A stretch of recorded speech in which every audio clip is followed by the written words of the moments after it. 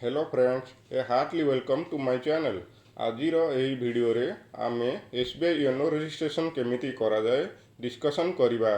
Bank जीवार कोनोसी आवश्यकता नाही, आपण निजे ही करि परिबे। प्रथमे आपण प्ले स्टोर रु योनो एसबीआई को डाउनलोड करंतु। डाउनलोड हेई गला परे योनो एसबीआई ऐप को ओपन करंतु। योनो एसबीआई ऐप ओपन हेई गला परे एही बड़ी स्क्रीन प्रथमे देखा जिवो। एठारे एक्जिस्टिंग कस्टमर उपरे क्लिक करिवे। नेक्स्ट स्क्रीन रे रजिस्टर विथ एटीएम कार्ड उपरे क्लिक करिवे। नेक्स्ट स्क्रीन रे फर्स्ट लाइन रे अकाउंट नंबर भरिवे। सेकंड लाइन रे डेट ऑफ बर्थ किंबा जन्म तारीख भरिवे। थर्ड लाइन दरकार नहीं, छाड़ी दियंतु। नेक्स्ट क्लिक करंतु। मोबाइल बा आपनक मेसेज रे आसीथिबा ओटीपी को भरंतु, तापरे सबमिट करंतु। नेक्स्ट स्क्रीन रे सिलेक्ट ट्रांजैक्शन राइट विषय रे पचरा जाइछि। एठी फुल को सिलेक्ट करंतु, कारण फुल ट्रांजैक्शन फैसिलिटी रे आपण account statement, money transfer to other bank, mobile recharge, bill payment, online shopping इत्यादि करि परिबे। तेणु फुल को सिलेक्ट करी नेक्स्ट क्लिक करंतु। एही स्क्रीन रे एटीएम रो लास्ट 6टी नंबर भरंतु। मु एटीएम रो एक सैंपल देखैछि। एठार एटीएम रो लास्ट 6टी नंबर हेउछि 956029।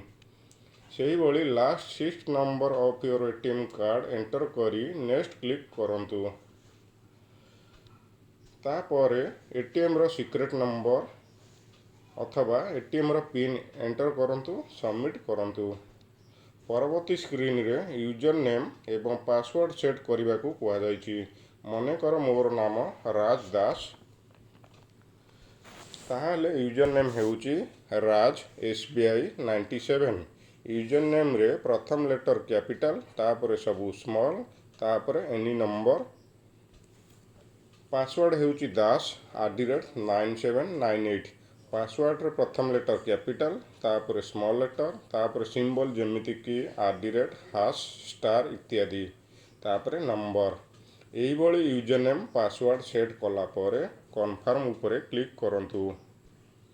एही स्क्रीन रे एमपिन विषय रे किछि बुझा जाइछि।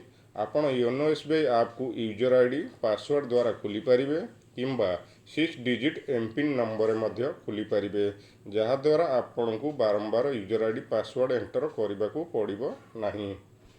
एठी आपण एमपिन सेट करंतु। एमपिन भलरे मने रहिया पई मोबाइल नंबर फास्ट 6टी नंबर आपण सेट करि परिबे। यहाँ परे नेक्स्ट क्लिक करंतु। मेसेज रे आसीथिबा ओटीपी को एंटर करी नेक्स्ट उपरे क्लिक करंतु। तापरे एही बड़ी एक मेसेज आसीबो, congratulation you have successfully register. Okay उपरे क्लिक करंतु।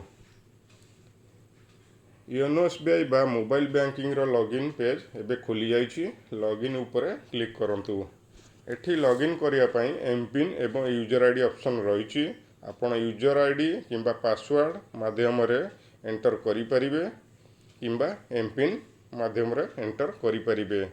एठार एमपिन एंटर करंतु। एबे योनो एसबीआई रो होम पेज खोली जाइछि। आजिर वीडियो एतिकी। Thank you.